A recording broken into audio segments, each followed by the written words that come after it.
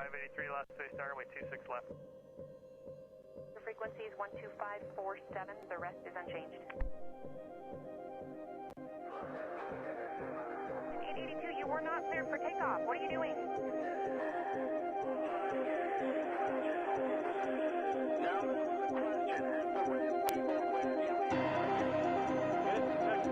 Working on it. 583 last space star, way 26 left. Radio's down.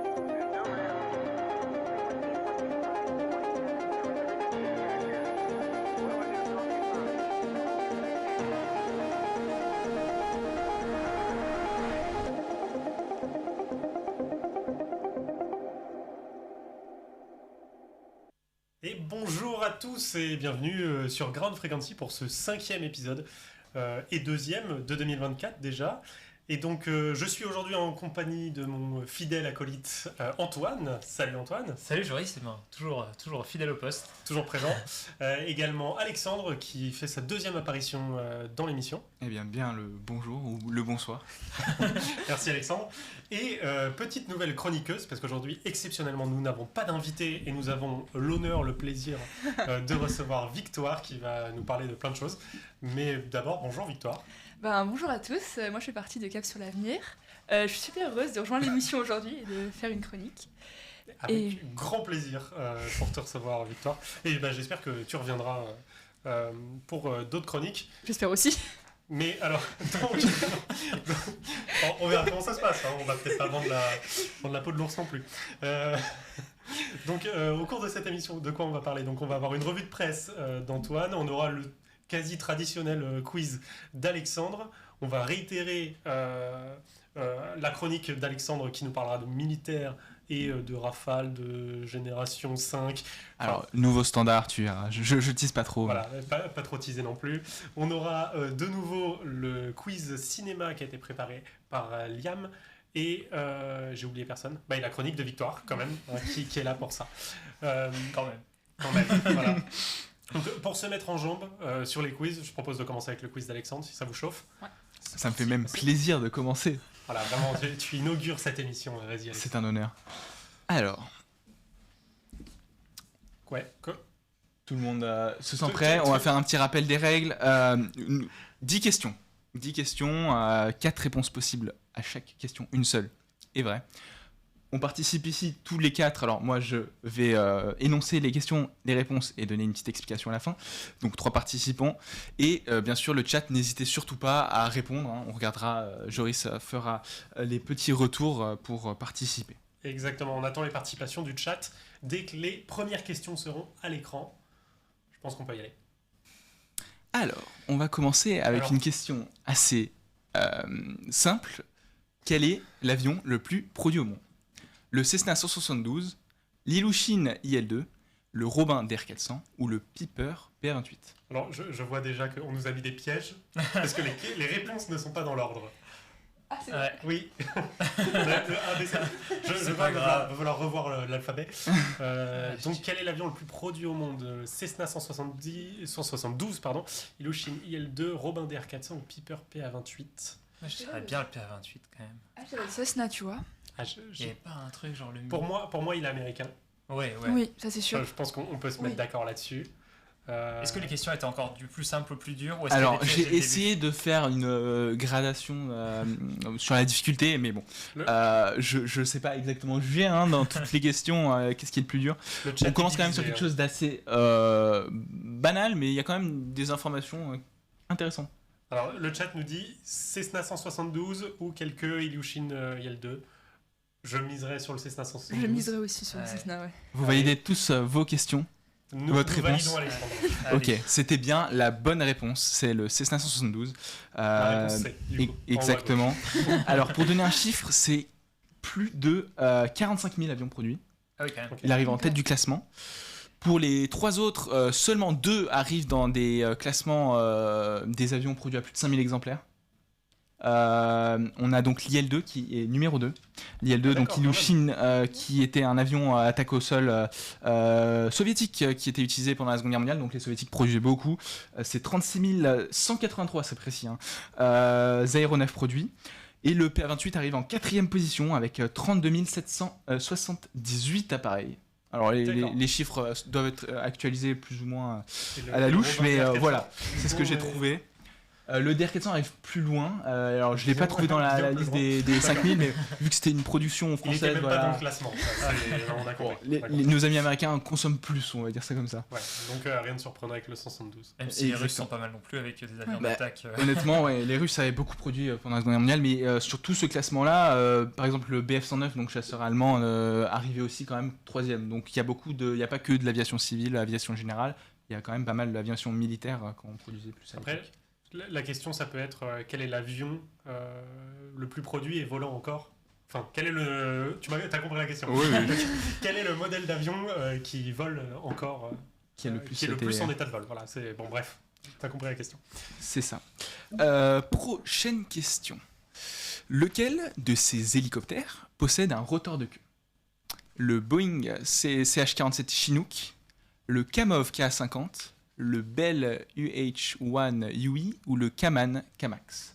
Alors, pour petit rappel, le rotor de queue, c'est le rotor anti-couple. Alors, Je vais être honnête, il y en a plein que je connais pas. Oui, moi aussi.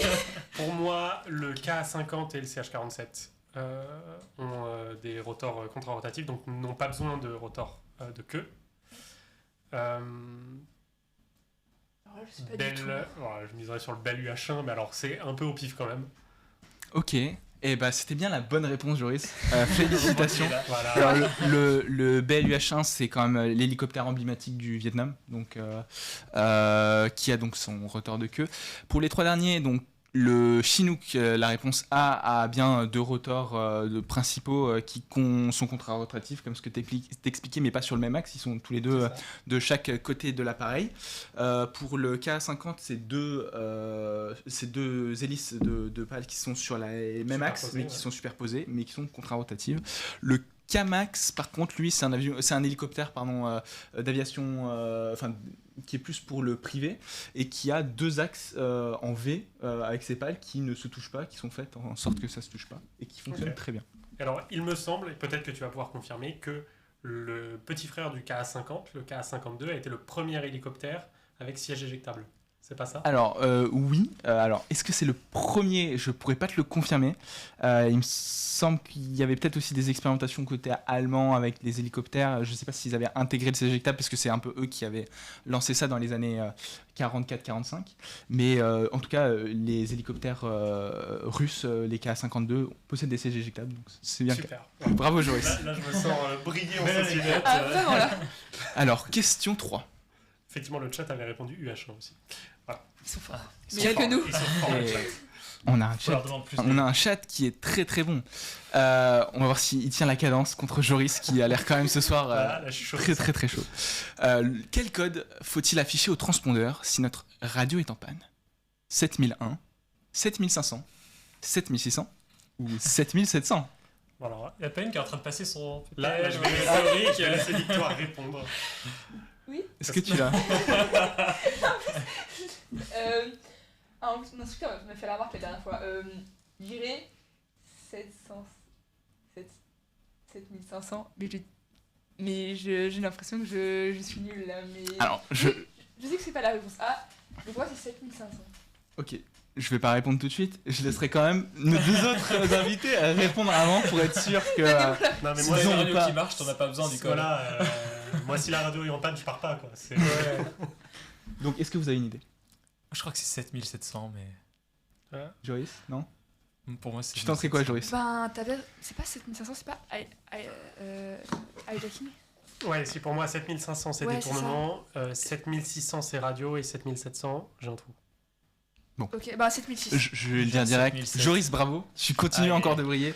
C'est bien 7600. Aïe, aïe, aïe. Qui est donc le code en cas de panne radio, 7500 étant en cas de détournement, comme ce que tu as Ça. expliqué, 7700 c'est en cas de détresse. C'est détresse générale. C'est vrai. C'est ok. Exactement. 7001, c'est certains codes VFR qui peuvent être alloués par le contrôle aérien.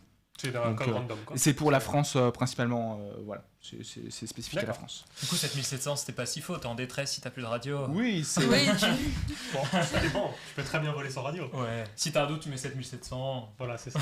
puis hop, tu rentres dans la CTR. t'auras 2 rafales à côté. c'est Voilà, pas grave. oui. Ah oui, à partir de quel moment les rafales viennent intercepter 7500 automatiquement, 7700 peut-être. C'était pas dans la chronique d'il y a C'était- 2 ouais. semaines. Eh ben, c'était pour voir si vous suivez. Rediff disponible sur YouTube. Parfait. Prochaine question. Quel air est joué lors de l'assaut en hélicoptère dans le film Apocalypse Now? Le beau Danube bleu, ainsi par les Zarathustra, les 4 saisons ou la chevauchée des Valkyries. La chevauchée des Valkyries. Vous validez? J'allais dire ainsi par les Ne se Zarathustra, prononce j'ai- pas, mais ce serait classe. J'ai jamais vu le film, donc je dirais que je fais confiance à Joris. s'il a Bon, vu le Joris, est-ce que tu as vu le film? C'est ça la question. Je l'ai vu il y a très longtemps. Bon. Ouais. En tout cas, t'as bien raison. C'est bien la chevauchée des Valkyries de Wagner qui est jouée pour montrer un peu l'ascendant de cette guerre psychologique au Vietnam.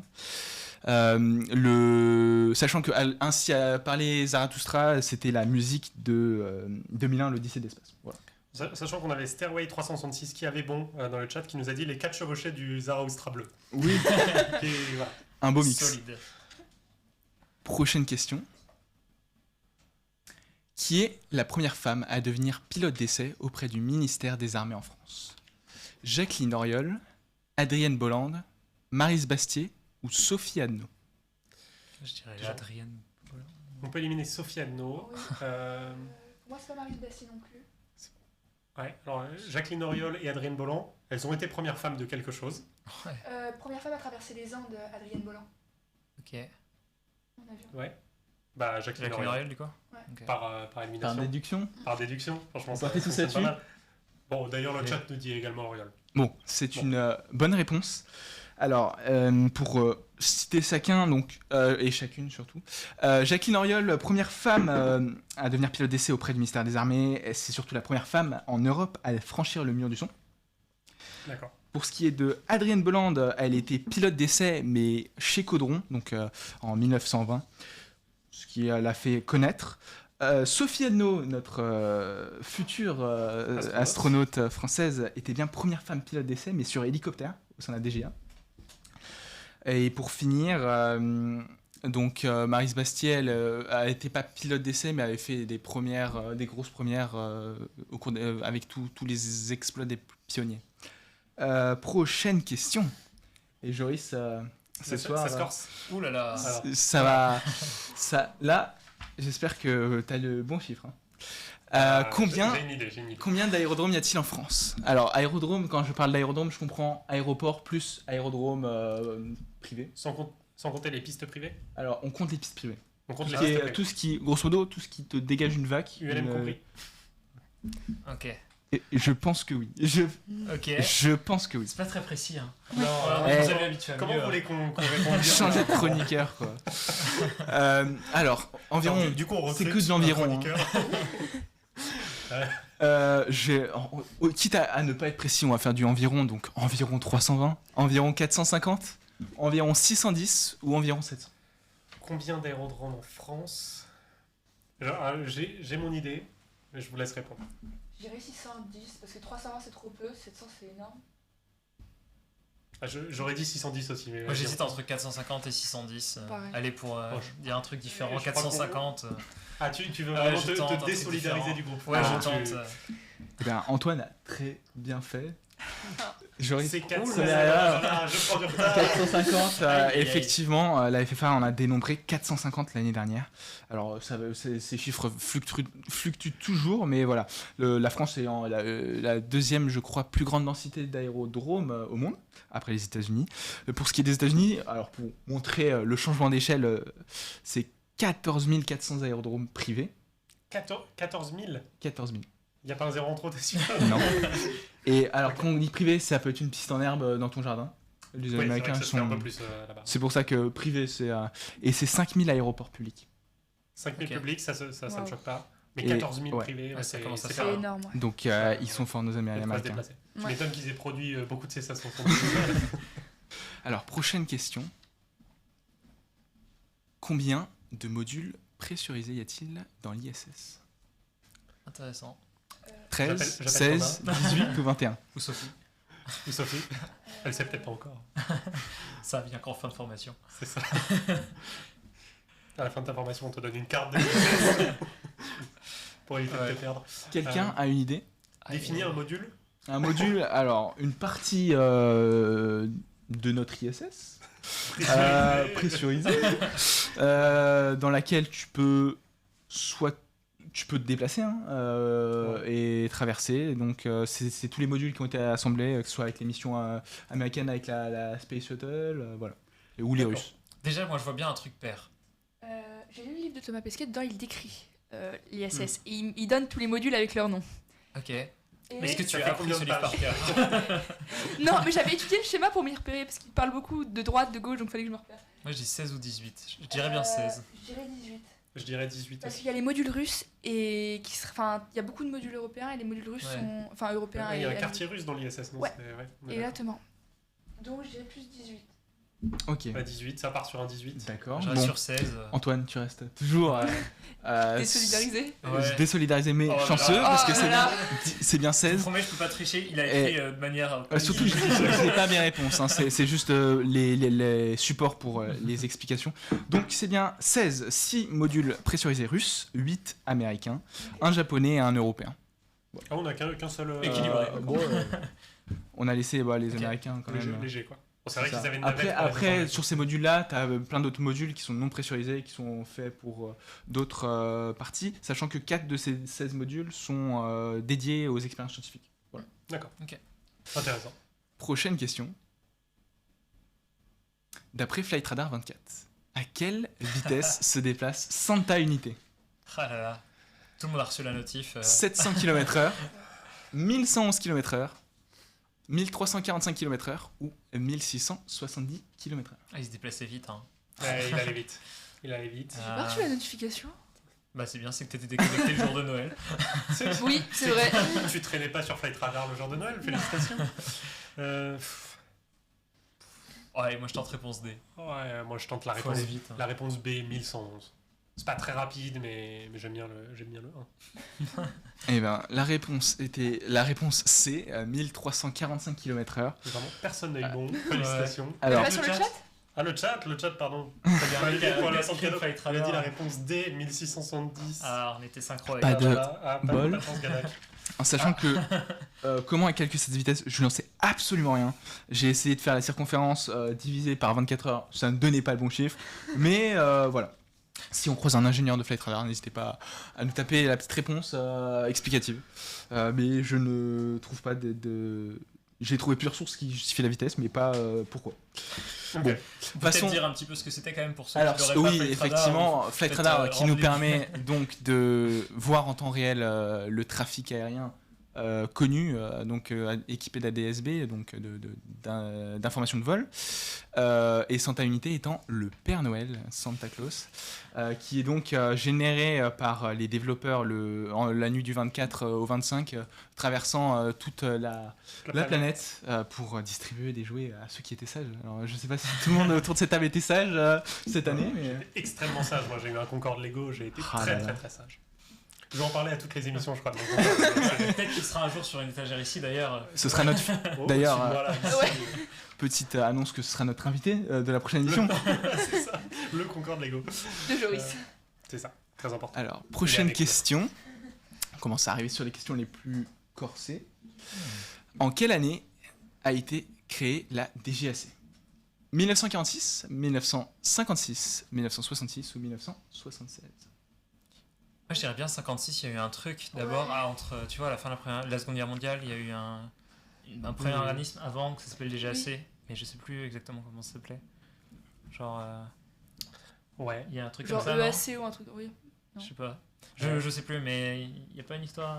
On dit 56. Non, pas de soutien à ma Là, droite là. Là, je peux pas payer en société, non. Là, Ouais. Là, je te souviens parce que dans le PPL, ils te font l'historique de la. Je crois que la DGAC, il y avait un truc avant.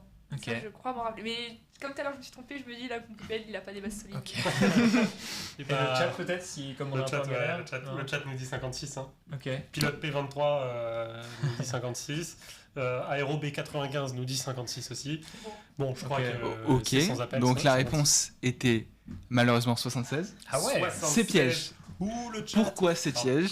C'est qu'effectivement, il existait un organisme avant la DGAC qui s'appelait le SGACC, pour Secrétariat Général à l'Aviation Civile et Commerciale. Ce service a évolué donc en 76 pour devenir l'actuel DGAC. Oui, alors, Mais ouais. ce service, pardon, j'ai pas précisé, mais il était inauguré en 46. Donc, c'était même Donc en fait, on Ok. c'était même pas 56. Donc les C'est deux pas- bonnes voilà, réponses, c'est ça. entre guillemets. C'était piège parce que DGAC, mais effectivement la DGAC crée des bases de cette SGACC en 76, mais qui a été donc juste après la fin de la Seconde Guerre mondiale inaugurée par le ministère du Transport. Donc 76. Et si quelqu'un Pour te dit la j'ai DGAC. 50 ans d'ancienneté, la DGAC, tu peux lui dire ça faux. m'étonnerait. Ça fait une sacrée carrière, ceci dit. Oui. Prochaine question. Lequel de ces astronautes de la mission Apollo 11 possède 2 victoires aériennes? Neil Armstrong, Buzz Aldrin, Michael Collins ou Thomas Pesquet? On en a mis un, je pense. Je pense qu'on peut éliminer Thomas Pesquet. Ouais. Vous êtes sûr? 2 victoires aériennes. C'est Aldrin. Attends, déjà, ceux qui ont eu une guerre où ils ont potentiellement pu C'est les shooter des Américains, avions ils sont tout le avant. temps en Oui, guerre. non, mais en termes de. Ouais, Bah, pour moi, déjà, les trois étaient pilotes de chasse. Oui. ouais. Bah, c'était à l'époque où il prenait encore que. Oui, ils prenaient que des pilotes de chasse, Ouais. ouais, ça peut jouer, effectivement. Ouais, j'aurais envie de répondre à Aldrin, mais il n'y a absolument aucun fondement. Oui, moi aussi. Et toi Antoine? Une Je sais idée? pas, je sens très bien Collins. Ok. Ah, toujours c'est des solitaires. mais non, mais L'état- attends. Après, dès Ah, qu'il se. voilà, tu Il vois, je peux faut avoir tort. ajouter de l'enjeu. Voilà. Alors c'était bien Buzz Aldrin qui a eu 2 victoires aériennes. Alors pour un peu mettre du contexte, Buzz Aldrin était pilote dans l'US Air Force. Il a fait sa formation sur petit avion, donc sur T6 Texan. Il a ensuite piloté plusieurs jets, notamment le F-86 Sabre, un mythique avion. Il a participé à la guerre de Corée et c'est à travers ce conflit qu'il a réussi à faire ses 2 kills sur des MiG-15. Et d'ailleurs, ces photos de caméra lors de ce premier kill, en tout cas, ont pas mal fait le tour du monde, parce que c'était la première fois qu'on voyait sur la caméra le pilote s'éjecter. Donc voilà, la deuxième, c'était un peu plus rocambolesque, on va dire. Mais 2 victoires sur F-86, il aura continué sa carrière sur P-80 Shooting Star et sur F-100 Super Sabre, donc des avions qui doivent faire rêver beaucoup. Pour Neil Armstrong, il était donc aussi pilote, mais dans l'US Navy. Il a volé sur F-9F Panther pendant la guerre de Corée aussi, donc plus des avions d'attaque au sol. Et lors d'une de ses missions, il a dû s'éjecter, il a été touché, il s'est éjecté, il a réussi quand même à nous revenir pour aller sur la Lune. mais Donc bon. Neil Armstrong est à -1. Buzz Aldrin est à +2. Exactement. Michael Collins, aussi pilote de chasse, volé sur F-86, mais c'était plus un pilote d'essai. Donc il a notamment participé aux essais du T-33 et du F-104. Donc les trois ont un panel assez différent.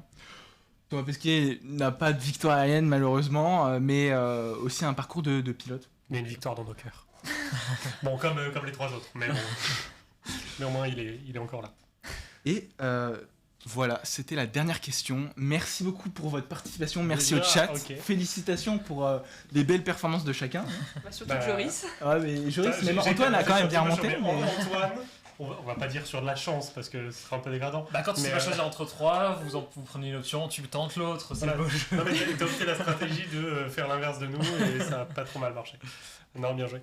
Et merci au chat qui a pas mal participé. Et merci surtout Alexandre pour cette préparation. Ça me fait toujours plaisir. Pour ces petits quiz.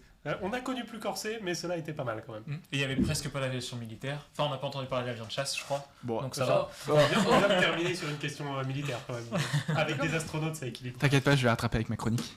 Ouais, je me doute. Tout va bien alors. Mais avant tout ça, je te passe la parole, Antoine. Et Ça ben, va c'est être parti. le moment de faire un petit peu le tour des actualités de ces 2 dernières semaines. Donc je te laisse sur tes 5 grandes news que tu nous as préparées. C'est ça, bah, c'est parti pour la revue de presse. La dernière fois, on avait fait un petit peu un récap général de tout ce qui s'était passé en fin d'année. Donc là, maintenant, hop, on peut reprendre sur le cours de l'actualité. Avec tout d'abord une annonce d'EasyJet qui a annoncé sa participation au projet européen IRIS. Donc IRIS, qu'est-ce que c'est? C'est un projet initié par l'Agence spatiale européenne et le géant des télécommunications Viasat. Et donc ce projet a pour objectif d'optimiser la gestion du trafic aérien en s'appuyant donc sur les satellites à la fois de l'ESA et de Viasat.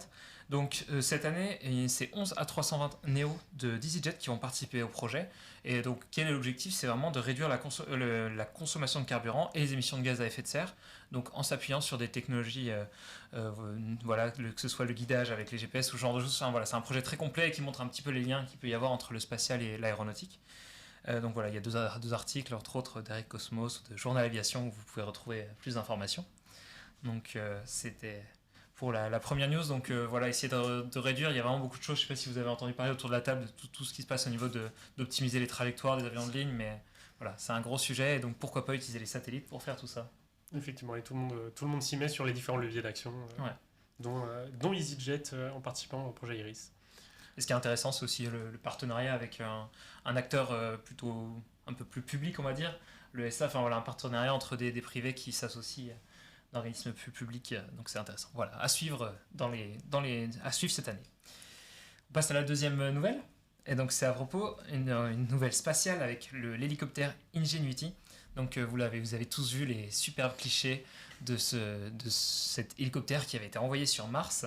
Donc malheureusement, on ne le verra plus voler sur Mars puisque récemment, il y a eu un crash qui a endommagé une des pales et donc il ne pourra plus voler et il est officiellement retiré du service. Alors, il est retiré du service, mais on peut quand même se réjouir du fait qu'il devait faire uniquement un seul vol. Il aura finalement réalisé plus de 72 vols sur la planète rouge. Plus de 71 Ouais. vols. Je me suis rattrapé. Et voilà, c'était bien plus que tout ce qui était prévu. Et ça a permis de faire plus de 17 km, il me semble, parcouru, faire beaucoup de photos. Donc il était associé au rover Perseverance, si je ne me trompe pas. Oui, c'est ça. Attention, faut pas se tromper, ils en ont envoyé quand même quelques-uns des rovers là-bas. Et donc voilà, on n'a plus d'engin volant, mais c'était le premier engin volant sur une autre planète, donc un bel exploit d'ingénieur avec toutes les contraintes qu'on peut connaître, 100 fois moins d'apesanteur, tout ça. Comment est-ce qu'on fait des tests au sol pour ensuite réussir à bien simuler tout ça et que ça vole vraiment une fois sur la planète Mars. Et donc, prochain objectif de la NASA, ce serait d'avoir un planeur solaire avec le projet Ares. Donc à suivre, on a perdu un hélicoptère, mais peut-être qu'un jour on aura un autre objet volant sur une autre planète. Voilà. Donc pour tous les fans du spatial, un petit engin qui nous a quittés. On va pas faire une petite prière, mais Une minute de silence. On peut pas dire qu'il est parti trop tôt parce qu'il non, il aura été très valeureux c'est ça. avec tout ce qui devait supporter à la fois les instruments de mesure, mais aussi au niveau de l'énergie. Il aurait pu bien ne jamais voler sur Mars, donc bel exploit. Un bel exploit d'ingénierie. Exactement, nos amis de la NASA. Eh bien, on passe à une autre nouvelle avec Boeing. Bon, on en avait déjà un petit peu parlé la dernière fois. Actuellement, Boeing est un petit peu dans une mauvaise passe, on peut dire en eau trouble. Il y a eu, donc tout le monde en a entendu parler, une porte qui s'est arrachée en vol de la compagnie Alaska Airlines au début du mois. Et donc là, ce qu'on a appris cette semaine, c'est que la décision a été prise par la FAA d'autoriser progressivement le retour en vol des avions qui avaient été commandés. Par contre, ils mettent vraiment la pression à Boeing pour améliorer leur système de surveillance de la qualité. L'idée, c'est de leur interdire d'augmenter les cadences. Voilà, on a des avions qui actuellement ne sont pas au top de la qualité. Enfin bon, vu ce qui se passe, je pense que tout le monde est à peu près d'accord là-dessus. Donc de leur imposer de ne pas augmenter les cadences pour améliorer ce qui sort des chaînes de production avant de se projeter sur le futur et d'avoir plus d'avions qui sortent de la ligne d'assemblage finale. Donc voilà, ça pose beaucoup de questions. Les compagnies sont vraiment demandent actuellement ces avions qui consomment moins grâce aux moteurs actuels en grande partie, qui ont moins de consommation. Je dis ça totalement de manière fortuite. C'est ça. Aucun conflit d'intérêt dans cette déclaration. Ouais. Mais du coup, voilà, ça va poser beaucoup de questions pour certaines compagnies aériennes qui comptaient sur les livraisons de cet avion. Voilà. À suivre des enquêtes, les résultats, de tout ce qui va être mis en place pour améliorer la qualité des Boeing, en sachant qu'une autre nouvelle un petit peu annexe, c'est la certification du 737 MAX 7, qui du coup, ils avaient essayé de négocier une dérogation Boeing pour pouvoir le certifier aux anciennes normes, mais du coup, ils ont déjà admis non, on va se conformer à la prochaine norme, on ne joue plus, on va prendre notre temps pour certifier, donc pareil, cet avion, on ne va pas le voir tout de suite en compagnie. Vous auriez envie de voler là directement sur un petit Ouais. 737 Non. ou vous cochez l'option sur kayak Je savais même pas que l'option existait sur Kayak. Ah Ouais, si, mais, ils ont ok. rajouté ça du coup, ouais, effectivement. C'est L'option, pour ça que ouais. c'est vraiment une mauvaise passe. Pour filtrer, ne pas avoir les 737 MAX. Exactement, ouais. Ils Ah. l'avaient mis juste après le grounding en 2019. Ouais. Du coup, ça a été pas trop dur pour les développeurs de le remettre. Et de réactiver l'option, Ouais. c'était vraiment C'est une option dégradé. payante, apparemment. Mais ouais, j'ai vu passer un article. Ouais, non, c'est pas une blague. Ok. Ok. Il y a une option, donc voilà, ça montre un petit peu la mauvaise presse actuelle. Et après, voilà, ça arrivait à Boeing, ça pourrait peut-être arriver à d'autres, mais c'est juste l'aéronautique a toujours été au top au niveau de la sécurité, le retour d'expérience. Donc on peut espérer qu'encore une fois, on saura rebondir sur ces nouvelles pas super pour l'image de l'aéronautique et arriver à avoir des avions au top de la qualité et de la sécurité. Une petite nouvelle sur l'aviation civile, encore un peu d'espace, mais pour l'aviation civile. Donc je vais vous parler de Galileo, qui peut désormais être utilisé pour le guidage des avions de ligne. Donc comme vous le savez, les avions de ligne se servent plus trop juste de la boussole et de la montre pour se diriger sur de longues distances. Ils sont tous dirigés au GPS, et actuellement donc c'était le GPS américain. Et donc désormais, Galileo, qui n'était pas prévu pour ça, ils ont vraiment fait leur technologie, les satellites, et toutes les installations au sol n'étaient pas du tout prévues pour être aux normes de l'aviation civile. Et ils ont réussi, en modifiant juste les appareils au sol, donc les logiciels et un petit peu de mécanique aussi, à le certifier et à être reconnu par l'organisation de l'aviation civile internationale. Donc voilà, belle prouesse encore une fois des ingénieurs qui ont réussi à se dire, bon, sans modifier tous les satellites qu'on a déjà envoyés, juste en faisant des modifications quand même un petit peu importantes, on va pouvoir l'utiliser. Donc c'est assez intéressant, on est toujours l'indépendance du signal GPS qui est quand même vitale pour de nombreuses utilisations. Là en l'occurrence, l'Europe est indépendante là-dessus, avec que- Galileo. Pour ceux qui ne le savent pas, le signal GPS est 100% contrôlé par les Américains, qui peuvent à tout moment décider de le brouiller sur des zones spécifiques du globe. Ou voilà. D'ailleurs, Comme ils le font souvent sur les zones de conflit, Oui. où ils brouillent le GPS. et c'est d'ailleurs une chose facile, au-delà de juste celui qui possède le signal, il y a aussi beaucoup de brouillage local, par exemple. Oui. Enfin voilà, Ouais. il y a vraiment en ce moment, si vous vous approchez de certains pays un peu en guerre, ne faites peut-être pas confiance complètement au GPS. Ouais. Mais oui, c'est vraiment c'est un atout très stratégique, et donc d'avoir réussi ce pari, c'est très important. En plus de le certifier aéronautique, ça permet une redondance des systèmes qui est plutôt intéressante, Carrément. effectivement. Dernière nouvelle sur l'aviation du futur, avec une nouvelle sur l'hydrogène, avec la première turbine à hydrogène pour l'aviation légère qui a été, dont les tests ont commencé à être réalisés. Donc c'est un partenariat qui s'appelle Beautyfuel, pardon. C'est un partenariat entre Turbotech, Elixir Aircraft, Safran, Air Liquide et Daher, donc nos industriels français qui s'allient pour mettre au point une mini turbine à hydrogène qui permettrait de propulser des avions légers, je vais y arriver. Donc, quel est l'intérêt pour des grands groupes comme Safran, Daher, de regarder ce qui se passe pour des petits avions? Eh bien, c'est que ça permet d'avoir beaucoup de retours d'expérience. C'est assez facile de faire des modifications, le côté un petit peu plus à plus petite échelle. Ça va vraiment permettre d'expérimenter et de gagner un retour d'expérience sur l'utilisation d'hydrogène donc en l'air, en vol, enfin voilà, sur des petites turbines. Donc actuellement, les tests ont été faits avec de l'hydrogène gazeux, et l'objectif est de les faire à terme avec de l'hydrogène liquide. Donc voilà, c'est vraiment un premier pas avec donc cette start-up aussi, enfin cette petite entreprise Turbotech qui a su s'allier avec de grands groupes et prendre les compétences là où elles sont. Chacun apporte, voilà, Air Liquide, ils ont beaucoup de compétences sur tout ce qui est distribution d'hydrogène, que ce soit gazeux ou liquide. Donc voilà, à suivre. Il y a eu les premiers essais, à voir comment tout cela va se concrétiser, en sachant qu'on pense souvent à juste la turbine, mais les vraies problématiques de gestion de la puissance, comment on le contrôle, et toute la chaîne de distribution. Si on a de l'hydrogène liquide cryogénique à des températures vraiment très froides, voilà, toute la chaîne, le moins de petits tuyaux doit tenir des contraintes assez fortes. Donc voilà, le retour d'expérience sur des petits avions pour un jour le voir sur des avions plus importants. Mais alors justement, on en sort un petit peu plus dans 2 semaines, le 15 février, parce que comme tu l'as dit, donc Turbotech, qui fait partie des PME qui participent au projet, et nous aurons l'honneur de recevoir Damien Fauvet, le PDG de Turbotech, dans 2 semaines, qui me l'a confirmé une petite heure avant l'émission d'aujourd'hui. Donc voilà, l'info en super. exclusivité. Donc voilà, si vous voulez en savoir plus sur l'hydrogène, c'est un sujet passionnant. dans 2 semaines, même heure, même endroit. C'est ça, exactement. 20h jeudi 15 sur Jumpseat.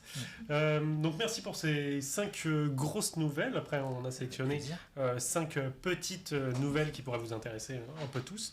Alors, dans le désordre, on a la potentielle retrouvaille de l'avion avec lequel Amelia Earhart, la célèbre aviatrice, a péri.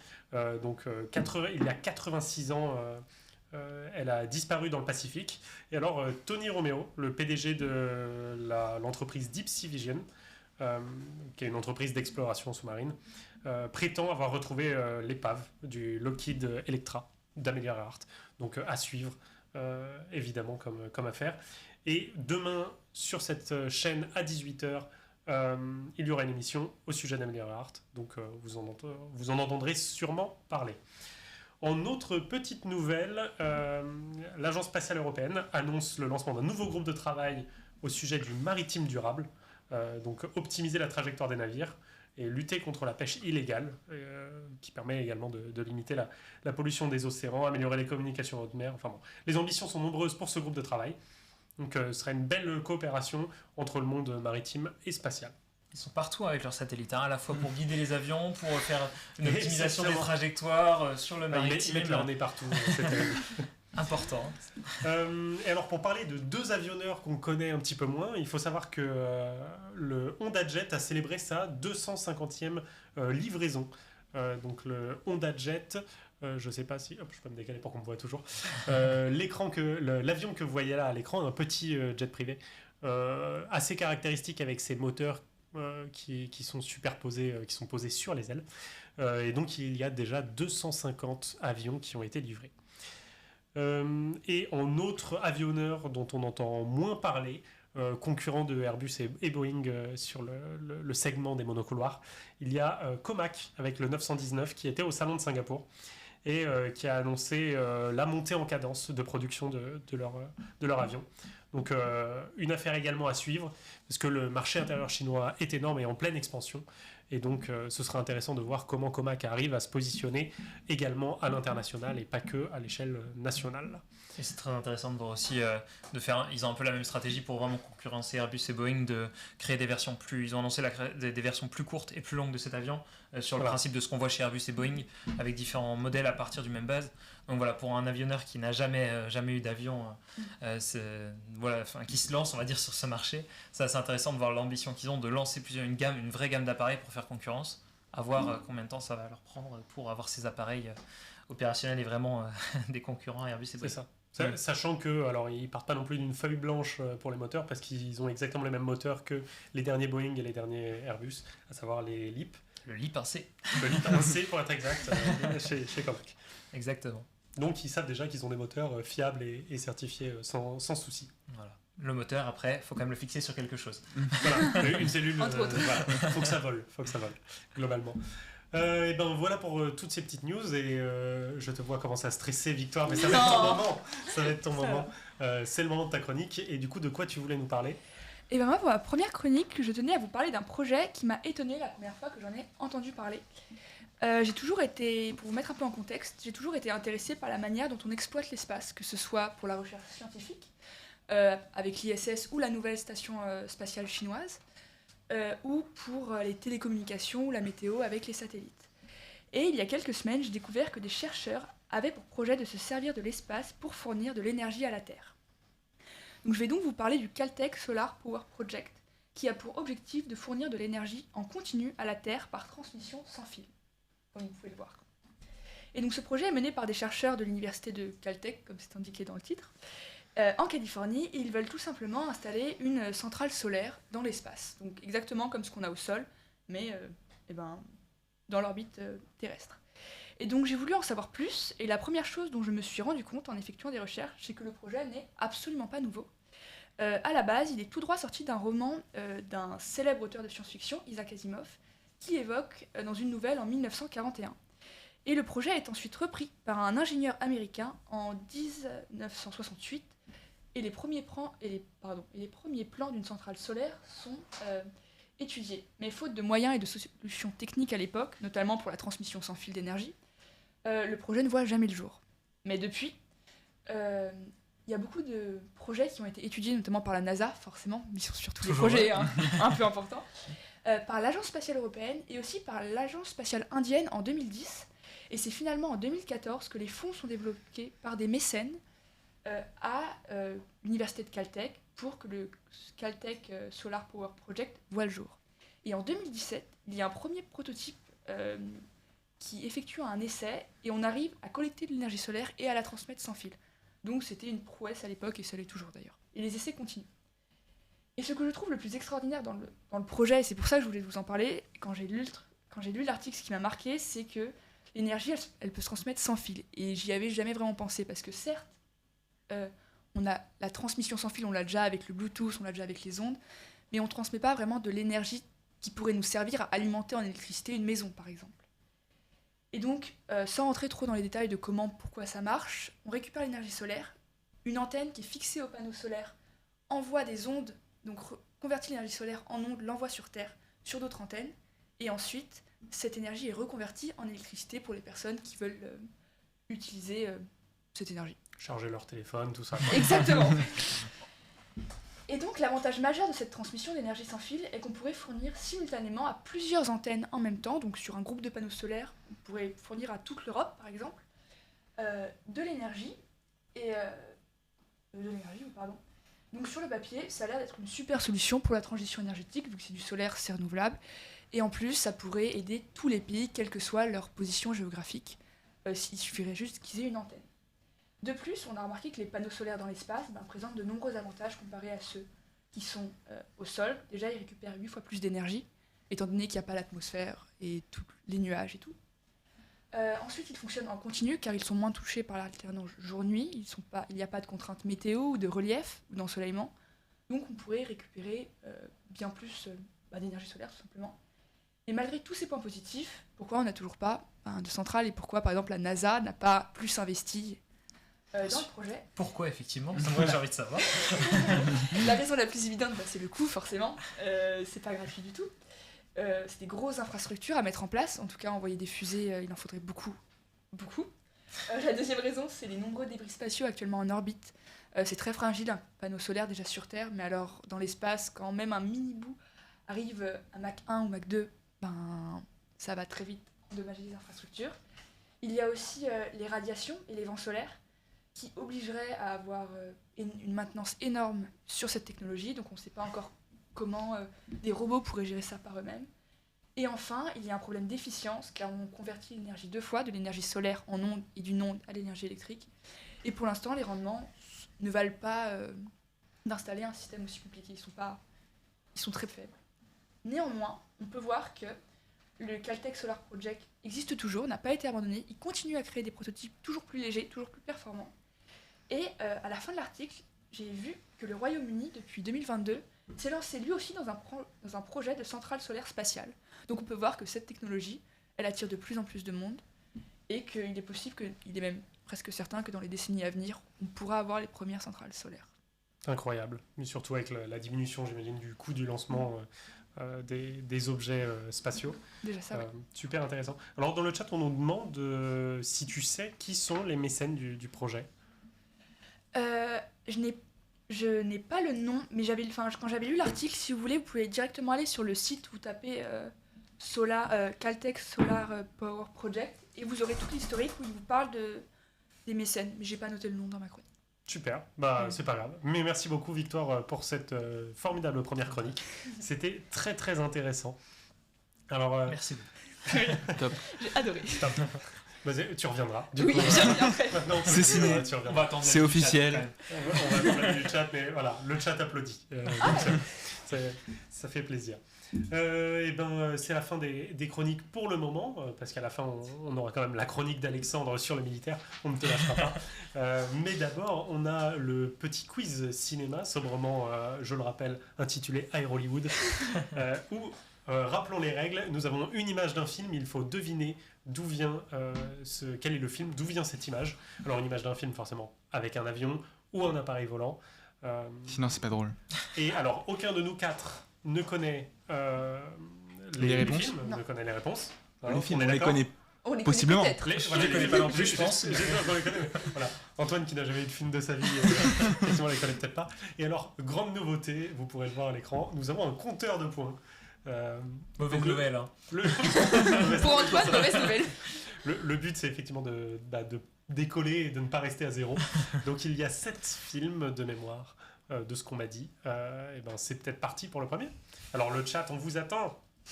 Du coup, on fait comment? On répond tous en même temps? On fait une discussion comme d'habitude? Comment on fait pour... Parce que moi, je me calque sur celui qui a une grande culture ciné et... non, j'aime pas perdre. C'est le premier qui répond. C'est un jeu de rapidité. Ok. Joris, tu peux faire un petit décompte et chacun prononce son pronostic, comme ça on peut pas tricher. Ça va être inintelligible. T'inquiète. On va tous crier. On reste sur la question de rapidité. Il nous faudrait des buzzers, en fait. Ouais, c'est ça. Sinon, des petites ardoises, t'écris ta réponse. Et tu soulèves le plus vite Ah possible. ouais, en mode TPMP.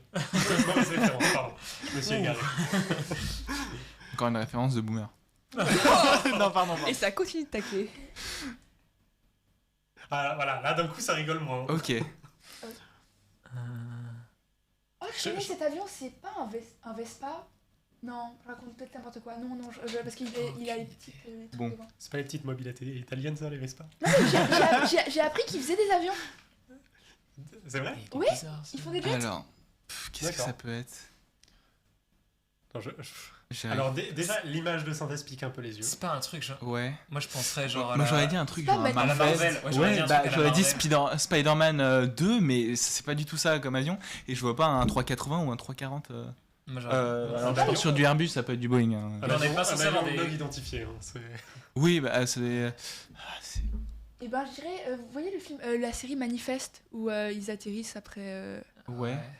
Ouais, je vois. Ben, je sais pas. Ils sont pas Magnifique. escortés. Pour moi, Ils sont c'est pas un- escortés, ils atterrissent. Ouais. Ah, Pour bah, moi, c'est un j'avais avion vu la qui série, donc, j'ai- existe pas ou qui, je sais pas, l'empennage Ouais. me paraît trop C'est bizarre. trop de synthèse, je suis d'accord. Un film un peu futuriste. Bah c'est ça un peu. Mais je trouve que ça pique un peu les yeux pour du Marvel. Enfin, Bah, je pense que...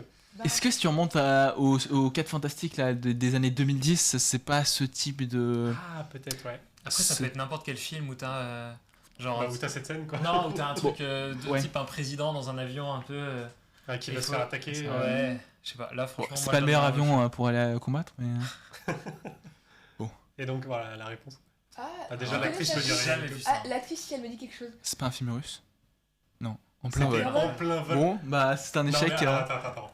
Sur Netflix, le 12 janvier. Tu regardes de quelle année? Genre, Potentiellement, le truc est sorti il y a littéralement 18 jours. hein. ce serait solide. Ce serait. Non, bah, Non, je crois que. ça- Alors, même le chat nous a dit aucune idée. Hein. Swazang, Ryan Airways, 0. Bon, je crois qu'on va tous rester à 0 Allez. en termes de points. Donc, passons sur le deuxième. Mission- Je l'ai. Un James Je Bond. l'ai. Ah, C'est. James Bond, ouais. Non, j'aurais mis Jurassic Park. Ah, Jurassic Ah, non. Non? C'est pas cet avion-là qui a. Bah, au Jurassic World. Non, Jurassic World, c'est sûr que non. L'image est trop vieille. Non, elle est. Elle est vieille, hein. Les Jurassic World, ils sont. Ouais, Il y a un James Bond ou un je Mission te suis sur Ah. Jurassic Park. Moi, J'aurais j'irais pas le bien. point parce que je te suis, mais. Moi, j'irais bien un James Bond aussi, plutôt. Je sais pas. Novembre, déjà, c'est américain, donc. Oui. Et... Bon, alors, même pour les films Ah, français, ils font pas forcément gaffe. je sais pas. Ah non, c'est pas Ah, mais- King Kong. School. Non, Skull Island, c'est. Jurassic. Voilà. Trop On est fort. là. Oh Ah, bah, le t'as mec, raison. Non, il j'ai la avait chance. dit Jurassic Park, Bon. effectivement. Je me souvenais pas que Triche, c'était en un. fait, pour le compte, on aurait dû faire Non. un compte dans le chat, parce que franchement... Voilà. Prochaine fois, le chat, vous avez un compteur, vous allez gagner. Effectivement, tout le monde nous a dit Jurassic Park le premier quand ils arrivent sur l'île dans le premier film. Je sais pas Aïe, aïe, aïe. pourquoi j'avais en tête que l'hélico était plutôt rouge, mais. Donc, est-ce qu'on peut voir le compteur de points Par pur hasard. Tiens. juste pour voir Alexandre monter d'un point? Parce que je n'ai pas le point. Il a été premier, je connais. Une petite pensée pour la technique. D'accord, pas de compteur de points, c'est pas grave. Je lèverai le doigt. Voilà, bon, on retient un point pour Alexandre. Non, moi je retiens pas. Oh, le mauvais joueur. Ah ouais. Top Gun. Non. Non, non. Euh, Là, ça, c'est un avion. Bon, Genre. si je l'ai pas, je sais que je vais me faire insulter. Alors, soit le vol de l'intruder, soit USS Nimitz retourne en enfer. Pour moi, c'est pas Nimitz, donc ce serait plus. Il a des références. énorme. Non, je pense que c'est pas une liste le de vol de films pour l'intruder, mais je suis vraiment pas sûr. C'est l'US Navy, ça c'est sûr. L'avion, j'arrive pas à savoir ce que c'est exactement, mais À quelle minute du film? peut-être un peu. Mais à voir. Je suis vraiment Du coup, pas le sûr. chat, peut-être. Ouais. Non. Le chat nous dit hot shot. Ah oui, c'est ça. Bah, c'est le chat quel point. Ouais, c'est ça, le chat c'est ça. à 100% le point du coup. Qui dans le chat a dit ça? Ouais, c'est Ryan Airways. Aïe, aïe, aïe. Et Sois Anglossu aussi. Et effectivement, ouais, ça ressemble Ok. vachement, ouais. Aïe, aïe, aïe. La Hot fameuse Shots. parodie de Top Gun C'est ça. Ouais. avec le fils de Martin Sheen Bon, bah, bien joué le chat qui qui m'a volé point. Ouais. Je le dis. Qui t'a volé le point, ouais, clairement. Ah, voilà, là on a le compteur. Alexandre, toujours à 1. Oui. Et nous, on joue pas. Ouais, Ah. c'est parti. Nous, on est En spectateurs. plus, il n'y a plus que quoi? 4 films? Aïe, aïe, aïe. Ouais, alors franchement, on est. Non, mais il faut voir aussi, c'est impossible. Ok, Ah. ok, j'ai. Ça ressemble. Vous l'avez? Attends, ouais. Laisse-nous Laisse-moi déjà chercher 2 voir secondes. l'image. T'as des lunettes. Laisse le chat. Elle sert à rien. Ok. C'est pour le flow. C'est pour le flow. Ça ressemble pas un peu genre Edge of Tomorrow, des trucs comme ça? Non, Age of Tomorrow. Ah non, mais attends, il y a plein d'avions là, non, derrière. Oui, il y en a Ouais. beaucoup, c'est des patrouilles de. Oui, bah, vous avez vu que je voyais Alexandre, mal. il est vraiment dans les starting blocks. Bon, bah, vas-y. Bon, vas-y, Bah. vas-y. Moi je dis, il y a un certain Will Smith dedans, c'est Independence Day. Independence Day, mais bien sûr. Oh là là. Alors c'est tricky parce qu'il me semble que Will Smith vole sur F-16. Alors je dis peut-être n'importe quoi parce que j'ai pas vu le film depuis un moment, mais vu que c'est un F-18. Ah là là. Mais bon, C'est bien Independence Day et on n'aura peut-être pas. On va le renommer le jeu d'Alexandre. Oui, c'est ça. Le jour où on fait gagner Alexandre. déjà qu'on veut me virer pour mes questions, maintenant on va vouloir me virer parce que je suis trop fort. C'est ça. Point faible, Excuse-moi. trop fort. Point faible trop fort. Bon, le chat nous avait dit Independence Day. Peut-on avoir les points affichés pour le chat Sois-en non. Prochain Je coup. suis désolé. Pour des questions de jalousie, principalement. Je sais pas s'il nous en reste beaucoup. Ah, oui, c'est Jurassic World. Le 1. pas- C'est ouais. Attends, avoir Jurassic Park et Alors est-ce que Jurassic t'as la World dans le scène même- parce que à ce Et moment-là, C'est le 1, et c'est quand elle va présenter, elle rejoint le Ok, PDG ouais. du parc, et qu'il lui dit comment les animaux y vont, et les animaux y vont bien. Et ben ça Ah, nous fait. Bah, si les animaux vont bien. Et là, il est en train de passer son permis hélico, et du coup, il fait n'importe quoi en hélico. Et il va se cracher après. ça me critiquait pour mes références Top Gun non, après. là, hein. non, il se crache pas. Là, c'était pas mal précis hein, Juste quand même. à la fin, Ouais, le plus que moi je pense. Son Mais instructeur, il vomit à la fin du vol. Petite anecdote de nuit. je connais Pour pas. ceux qui veulent voir le film, tant pis pour eux. Donc victoire d'école et ne reste pas à 0. Bon, je vais vous laisser là. On va y aller. allez, je l'ai. Non mais J'ai pas le temps Non, de voir mais- l'image. l'image n'est même pas affichée, Alexandre. Et genre- Arrêtez. Je sais pas du tout, j'ai envie de dire Sully, mais c'est peut-être. C'est ça. Hein. C'est celui. Ah Ouais, ouais. US Airways. Bah, en fait, le US Airways et l'avion, enfin, Ouais. fait que, oui, il y avait de fortes chances, effectivement. On n'a juste pas été assez rapide. Au Ah, décollage de la Guardia. Alors, Oui. qu'est-ce qui se passe Bonne question. Quel Bah, millimètre voilà. Voilà. C'est au début, j'imagine. Oui, alors, effectivement. Ah, les paramètres. Il est beau ce 3. Il est beau, hein. Ouais, magnifique. Bon, bah. Bravo. C'était le dernier. Ouais. Oh là là, merci à la régie Ah là pour là. ce point. Ce point gratuit. Merci. Il J'aurais méritait. fait des cauchemars du zéro, je pense, sinon. Ah, on a un petit bonus. Ah, il nous en reste un. Il nous en reste Ça, un. c'est pas. Rambo. Jurassic Park 2. Je le tente. Ouais. Non, ouais, Ça pourrait. C'est pas un film sur En le Vietnam, un Vietnam, truc ça comme ça. Ouais, J'aurais- voilà. j'aurais- Comment Et, ça s'appelle Pas Good Life, Full un truc Metal. comme ça. Full Metal Full Metal Jacket. Jacket. Ouais. Moi j'aurais mis Rambo. Enfin, un hélicoptère, c'est pas du tout un hélicoptère du Vietnam. Après, les Oui, films à mais l'époque. ça a tous les Gna, gna, gna. heures. Non, mais c'est pas du tout. C'est plus contemporain, je dirais, c'est plus les années 70-80, mais. Bonne question. Moi, j'ai pas de certitude, mais Bon, j'aurais mis Rambo. Le chat. Ah non, bah non, c'est pas ça. Non, bah. Ah, The Walking Dead, ouais, ok. Ah, The bah, Walking Dead. ça, faut avoir regardé ouais, la série, ouais. hein. Mais. Alors, faut l'avoir regardé plus d'une fois, je pense. Je pense. Il y a des hélicoptères dans The Walking Dead. Bah, c'est étonnant. Pas apparemment.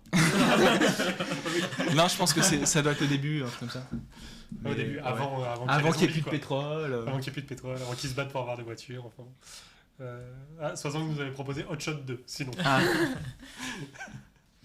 Non, bah super. Merci beaucoup, Liam, pour la préparation de ce quiz. Et C'était merci top. à la régie pour les points. Et alors, notre grand vainqueur, Alexandre, enfin, grand vainqueur, a un point d'avance par rapport à la victoire. Mais le chat, je pense, est le grand vainqueur de ce jeu. Air Hollywood. C'est ça. Bon, on arrive déjà à la dernière chronique, si je ne m'abuse.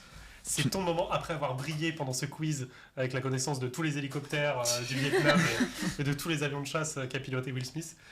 Bah, c'est C'est ton moment, vas-y. Ça va être compliqué de garder sur la même lancée, mais aujourd'hui, je vais vous parler du Rafale sur son nouveau standard, ses futurs standards. Depuis août 2023, l'armée de l'air et de l'espace a commencé à recevoir des Rafales au nouveau standard, le standard F4.1. Donc comme vous pouvez le voir de le côté juste ici, ce Rafale, pour le rappel, le Rafale, qu'est-ce que c'est ? C'est un avion de chasse développé par Dassault Aviation qui équipe les armées françaises, donc notamment la Marine nationale et l'armée de l'air et de l'espace. Il est omnirôle, c'est-à-dire qu'il est capable de réaliser un éventail de missions variées au cours du même vol. Donc on peut par exemple partir faire de l'interception, ou faire une attaque de close air support, donc support des troupes au sol, puis être dérouté pour une autre mission d'interception. C'est bien beau tout ça, tu nous parles de la mission, mais du coup c'est quoi le nouveau standard ? Ça consiste en quoi ? Alors, merci Joris. Ce nouveau standard, qui succède au standard F3R, vient apporter de nouvelles capacités. Par exemple, on a l'intégration du viseur de casque, donc Helmet Mounted Display, qui permet au pilote d'avoir des informations constamment là où il vient regarder, donc altitude, vitesse, cap. Ce casque, c'est le Scorpion qui est développé par Thales. Il permet d'adapter donc un nouveau type de pilotage, de venir supporter le pilote dans ses missions. Il y a aussi une évolution des capteurs embarqués et de leur performance, ce qui permet donc à l'avion de repousser encore plus loin ses limites. Et l'implémentation de l'A2SM, le missile, c'est un missile sol, c'est un kit qui vient être posé sur une bombe, donc c'est l'implémentation de l'A2SM qui existe déjà, mais sur des versions d'une tonne, donc encore plus lourd, encore plus gros, encore plus explosif. L'armée de l'air et l'espace et la marine nationale ne souhaitant pas, dans les futures années, renouveler leur parc avec des avions de 5e génération, contrairement à d'autres pays européens, hein, par exemple le Royaume-Uni, la Suisse avec le F-35, mais préfèrent miser sur le SCAF. SCAF, donc le projet de système combat aérien du futur, développé par plusieurs groupes comme Dassault, Airbus, qui arriverait dans les années 2040. Donc, ce Rafale, Dassault, eux, anticipe et commence déjà à plancher sur le standard F5 du Rafale, qui arriverait bien plus tard. Une livraison pour la DGA, donc qui vient certifier l'équipement, tester et certifier, serait envisagée pour 2035. Donc, cette itération du chasseur vient apporter de gros changements. Alors, sur la prochaine photo, on voit notamment la capacité de vol avec des drones, comme un peu les Loyal Wingmen, ce que veulent faire les Américains, pour préparer les capacités qui viendront après avec le SCAF. Donc c'est utiliser d'autres vecteurs, d'autres aéronefs pour leur donner des missions plus simples. Donc par exemple les exposer plus à des dangers vu qu'il n'y a pas de pilote à bord. Là, c'est le cas sur la photo du Neuron qui était développé par Dassault Aviation. On verra des prototypes dans les prochaines années. Une autre capacité qui arriverait avec le standard F5, c'est l'implémentation du remplaçant du missile nucléaire aéroporté. Alors aujourd'hui, c'est l'ASMPA qui est utilisé dans les armées. Ce missile, c'est l'évolution déjà d'un ASMP. Il a des capacités comparables à celles des missiles de croisière, un peu comme les missiles Scalp. Donc des ranges assez longues, mais on viendrait avoir un remplaçant qui aurait deux fonctionnalités, deux caractéristiques assez intéressantes. C'est l'hypervélocité. On a vu qu'avec le front en Ukraine, c'était quelque chose qui se développait et qui apparaissait sous le feu des projecteurs. Et l'ultra-furtivité, donc venir réduire sa détection pour réussir à optimiser les chances de faire coup au but. Le dernier point du standard F5 qui serait majeur, et qui pourrait même surtout faire basculer l'avantage technologique de l'aviation de chasse actuelle, c'est l'implémentation, l'ajout d'un nouveau radar de nouvelle génération. C'est un radar RBE-2XG. Alors, la référence est précise, mais c'est juste pour donner un nom. Il vient révolutionner le domaine comment ? Alors, déjà, à travers de nouvelles technologies, on utiliserait par exemple du nitrure de gallium, donc, qui permet de faire des composants beaucoup plus petits avec des capacités plus intéressantes, et l'implémentation d'intelligence artificielle dans les calculateurs qui permettrait donc d'optimiser les tâches qui sont traitées et rendrait la possibilité de détecter dans le champ du radar, qui est dans le cône, dans le nez de l'avion, détecter tous les aéronefs en face. Donc tous les aéronefs construits aujourd'hui. On parle même de détection d'appareils d'avions furtifs comme le F-22 et le F-35. Ça vient détecter donc de gros aéronefs, des avions de chasse, mais aussi des plus petites cibles comme des micro-drones. Donc ces capacités ne sont pas encore opérationnelles actuellement dans le monde entier. Ça viendrait changer beaucoup de choses. Cela vient donc bousculer l'argument des commerciaux de chez Lockheed Martin qui martelaient et mettaient en avant notre F-35, notre F-22, c'est un avion de 5e génération, on y associe la furtivité, le vol en réseau, la super croisière, donc c'est la capacité de voler à Mach 1 sans utiliser la post-combustion. Donc la post-combustion, c'est les grosses flammes qui sortent de l'arrière de notre avion, consommant un maximum de C'est pétrole. le gros booster. La manœuvrabilité, la maintenance avancée, prédictive. Alors si on regarde par exemple la photo des plusieurs générations d'avions qui évoluent, on pourra notamment marquer les évolutions. Donc on a un P-80 Shooting Star, c'était les premiers avions à réaction. Ensuite on doit avoir un MiG, deuxième génération, plus la guerre de Corée. On a l'avion de troisième génération comme le F-4 Phantom 2. F-14, ça vient de débuter la 4e génération, et puis aujourd'hui on a le Rafale qui est plutôt classé sur la génération 4.5 et pas la 5e, alors qu'il vient quand même récupérer la majorité des arguments donnés par les ingénieurs de Lockheed Martin à la 5e génération, hormis la furtivité. Mais par exemple le Mirage 2000 lui fait partie de la 4e génération, donc il y a quand même un saut qui a été effectué. Il faut quand même essayer de trouver de quoi mieux ranger ces générations, sachant que pour les générations citées d'avant, c'était plutôt des années de conception qui sont en référence, donc génération 4, c'est plutôt les années 70. On vient parler d'une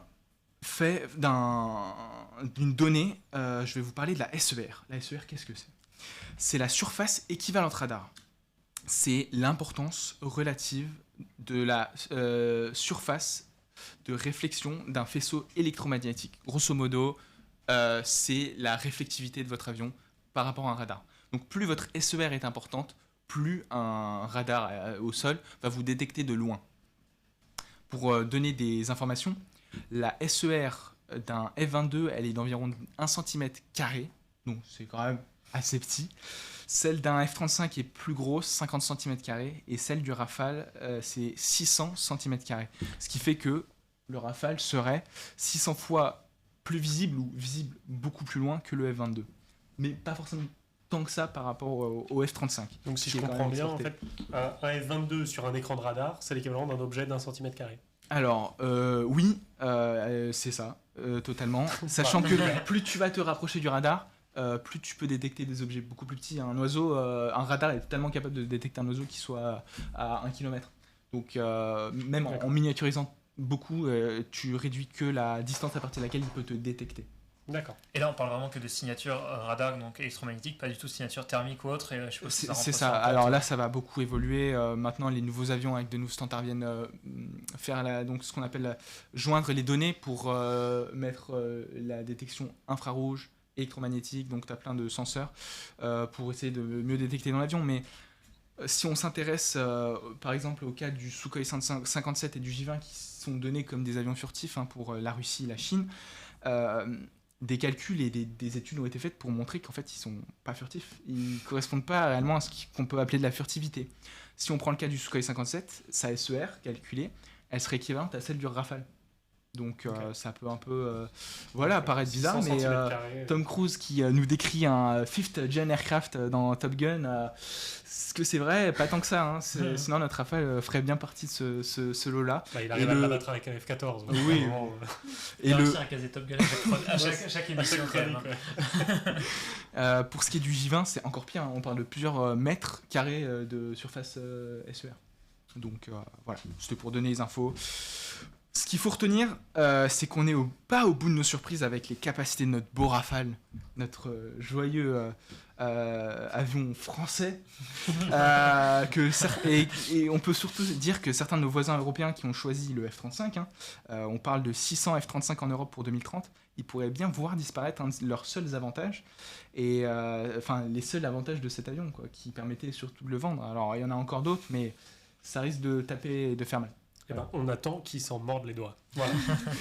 Ils auraient dû prendre le Rafale. C'était bien l'économie française. Eh bien, merci beaucoup pour votre attention. Mais avec plaisir, merci beaucoup pour ta chronique, Alexandre. Merci. Qui était du coup la dernière chronique de cette émission. Mais avant de nous quitter, je vous propose qu'on fasse notre traditionnel petit tour de table des recommandations. Tu gardes la parole. Encore moi, quel bâton de parole, plaisir. Alexandre, vas-y. Alors, Comme cette ça, après, on t'entend semaine... plus. Hop là. Retour de bâton. Allez, Ça hop. fait mal. Cette semaine, je vais vous parler d'une série sortie tout récemment, Masters of the Air. Série produite par deux légendes du cinéma, Steven Spielberg et Tom Hanks. Les deux se sont rencontrés et ont collaboré pour faire Il faut sauver le soldat Ryan. Ils en ont découlé deux séries, Band of Brothers et The Pacific, sur les mêmes thèmes de la Seconde Guerre mondiale sur différents fronts. Et maintenant, ils viennent apporter un troisième opus, une troisième série après de nombreuses années d'attente autour de l'aviation. Master of the Air, c'est les récits d'équipage américains de bombardiers B-17 venus en Europe, du 100e groupe de bombardement venu finalement aider sur ce front et on donc actuellement disponible sur Apple TV+, un épisode par semaine, il y a deux épisodes actuellement, un autre demain. Donc n'hésitez pas, foncez. Et du coup, les deux épisodes disponibles, tu les as déjà regardés combien de fois? Bien sûr. Le premier 2 fois, le deuxième une seule fois. D'accord. Le premier, pour l'anecdote, je l'ai vu au cinéma, il a été projeté donc sur grand écran. On fait pas mieux. Excuse-nous. Ok. Bon, j'espère qu'il se crache pas parce que il y a Tom Hanks qui joue dedans ou il est Alors, que, il est que producteur, producteur. mais j'ai chopé des petites références à un film de Tom Hanks. Je sais pas si certains l'auront, mais Parce que je laisse ça comme ça. Notre quiz à Air Hollywood a prouvé que Tom Hanks dans un avion, ça se termine pas toujours bien, que ce Ça. soit Sully ou Salomon. Donc bon, faut se méfier de Tom Hanks et des avions. Merci pour cette recommandation, du coup, Alexandre. Antoine, À mon tour. tout à fait. Eh ben, moi, c'est une petite recommandation. Ça s'appelle Aviatroglo. Alors, c'est vraiment quelque chose de pas du tout connu. C'est pas un beau musée tout flamboyant. C'est vraiment une petite usine qui était donc dans Lyon, en Bourgogne. Encore la Bourgogne. Bon, voilà, à force, vous êtes habitués. Mais je trouve ça assez intéressant. Donc, c'est que très proche de Paris, il y avait donc une usine pour fabriquer des avions qui a été mise en service juste avant la Seconde Guerre mondiale. Au moment où on lançait la production en grand nombre d'avions de chasse français. Et donc la particularité, c'est que c'est une usine d'avions qui est dans Troglo pour troglodyte, qui était dans des anciennes carrières. Donc voilà, leur idée c'était pour se protéger des bombardements, exploiter des anciennes carrières pour produire des avions. Donc c'est vraiment assez intéressant de voir comment c'était conçu avec quelque chose un peu en hauteur et ensuite en contrebas dans la vallée, l'assemblage final et une piste pour faire décoller les avions. Alors bon, pourquoi est-ce qu'on n'en a pas plus entendu parler? C'est que la durée de vie a été très très courte, je sais même plus, mais il y a très peu d'avions produits et avec l'arrivée des Allemands ça a été saboté. Mais ils l'ont remis en service à la fin de la guerre et il y a quelques avions allemands qui sont sortis de cette chaîne d'assemblage. Donc voilà, une usine d'avions en Bourgogne. Dans l'un de la Bourgogne, bon bien sûr il y avait Robin, mais voilà, pendant la guerre, en tout cas d'aviation militaire, c'est assez intéressant de voir comment ça a évolué. Et donc à la fin de la guerre, les Alliés ont récupéré beaucoup de pièces d'avions allemands à cet endroit-là, ça a aidé après au développement d'autres appareils. Donc voilà, petite particularité, donc c'est pas un musée en tant que tel, il y a vraiment des passionnés qui essayent de faire vivre cette histoire, et vous pouvez trouver un petit reportage de France 3 là-dessus, et voilà, si un jour, journée du patrimoine ou autre, vous voulez aller les voir, c'est très intéressant. Ah, super, merci beaucoup Antoine pour cette petite recommandation. Je leur dis. On continue le tour de table dans l'ordre, donc ça va être mon tour. Je te passe un petit peu devant, Victoire, excuse-moi. Alors moi, je voulais vous recommander une série qui est sortie il y a déjà pas mal de temps. Une série française, une bonne série française comme il s'en fait peu, qui s'appelle OVNI, c'est une série Canal. Et alors, il y a 2 saisons. Qui se suffisent à elles-mêmes. Hein. Le pitch est assez sympa. C'est un ingénieur, un chef de projet du CNES qui voit sa fusée exploser au moment du décollage, un projet de ces dernières années, donc c'est à la fin des années 70. Et vu que c'est un petit peu de sa faute, ou du moins on pense que c'est de sa faute, il est un peu mis au placard et on le nomme à la direction du GEPAN, qui est donc le service qui doit étudier tous les ovnis et tous les objets volants non identifiés du coup, et tous les phénomènes déclarés par les habitants. Et c'est très sympa, j'ai beaucoup aimé l'ambiance fin des années 70, avec la musique qui est vraiment somptueuse. Je sais qu'Antoine a moins aimé, a moins accroché. Ah, j'aime beaucoup la musique. Là, voilà, la musique est top, mais non, regardez, c'est vraiment une bonne ambiance, c'est bon délire, comme on dit. À toi, du coup, Et- Victoire. Du coup, pour rester dans les séries, moi j'aimerais bien parler d'une série qui est. La saison 1 est sortie il y a déjà quelques années, mais la saison 4 est sortie il y a 2 mois. Ça s'appelle For All Mankind et c'est une uchronie, c'est-à-dire qu'on a réécrit l'histoire. Et donc l'histoire, c'est que les Russes sont les premiers à marcher sur la Lune et donc tout l'argent de la guerre froide passe dans la conquête spatiale. Et donc ils réécrivent un peu l'histoire et sans vouloir trop spoiler, du coup, la Lune et l'avancement et la technologie qu'on a sur la Lune actuellement n'est rien comparé à ce qu'ils mettent en place dans la série. Et c'est assez réaliste, j'ai trouvé, sur un point de vue technique. Et le pitch est super et on voit comment, à travers la guerre froide, il y a c'est pas une course à l'armement, mais une course à la recherche, en l'occurrence spatiale. Et comme là dans le spatial, forcément j'ai adoré, les acteurs jouent très bien. Et C'est dispo sur quoi? c'est dispo sur Apple TV. Donc Ok. voilà. On fait pas de placement commercial, mais juste ça peut servir à ce que. Juste pour ça, c'est effectivement On intéressant. aimerait bien, hein, mais je pense pas qu'on se fasse sponsor par Apple. Pas encore. Merci beaucoup pour cette recommandation et merci pour ces recommandations qui ont été très, très séries et musées. Donc merci à tous, merci de nous avoir suivis. Et donc on vous donne rendez-vous dans 2 semaines, jeudi 15 février à 20h, comme d'habitude, donc toutes les 2 semaines, je le rappelle, sur cette chaîne Jumpseat. Et nous recevrons Damien Forêt, PDG de Turbotech, petite PME qui fait des turbines innovantes. Et vous en saurez plus dans 2 semaines. Passez une bonne soirée et à bientôt. Bonne soirée.